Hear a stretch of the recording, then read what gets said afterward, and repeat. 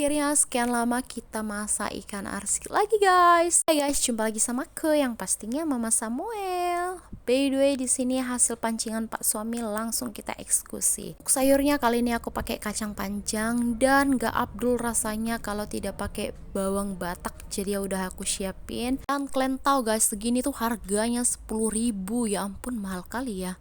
Oke lah, kita lewat. Ini udah aku siapin juga kecombrang, udah aku iris tipis. Dan untuk seringnya di sini aku pakai dua versi, satu aku iris bagian yang mudanya, satu lagi aku geprek ya guys.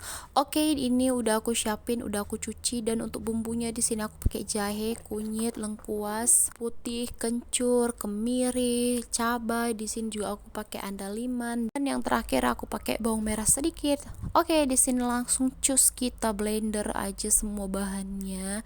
Ini sengaja aku iris-iris guys, supaya nanti pas ngeblendernya tuh lebih cepet halusnya. Oke, di sini kita masukin aja semuanya. Dan untuk perbumbuannya ini tuh tergantung banyaknya ikan kalian ya guys.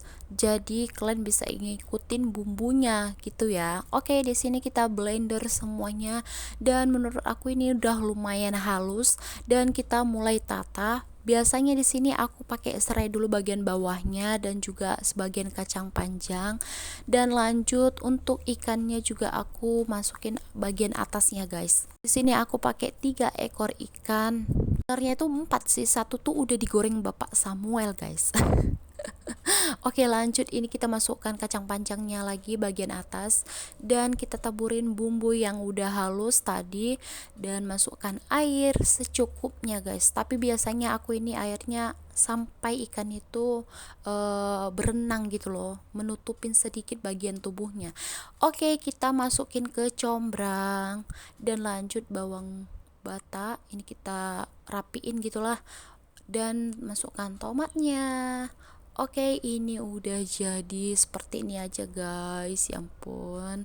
Dan di sini kita langsung aja masak dengan api kecil ya. Karena kalau kalian pakai api besar itu nanti bagian bawahnya tuh cepet gosong guys. Oke, di sini nggak usah kalian salpok, lihat tutup masakan aku ya. Di sini aku nggak punya tutup yang gede, yang ada kecil doang. Jadi nggak menutupin semuanya, itu buat lama masaknya guys. Dan di sini aku punya wajan yang besarnya itu hampir sama dengan wajan yang aku pakai untuk memasak ini guys. Jadi ya udahlah, itu aja aku pakai ya. Oke, di sini kita aduk sebentar. Ngaduknya itu jangan barbar ya, kalian ngaduknya pelan-pelan aja. Kalau aku sih bagian atas doang gitu atau pinggir-pinggirannya guys. Dan di sini tadi aku icip, untuk rempah-rempahnya itu pas banget, mantul, nggak kepedesan, pokoknya pas lah. Dan di sini untuk garamnya juga lumayan pas, tapi aku mau tambahin sedikit kaldu nanti. Untuk bagian kacang panjangnya juga di sini udah mateng ya guys.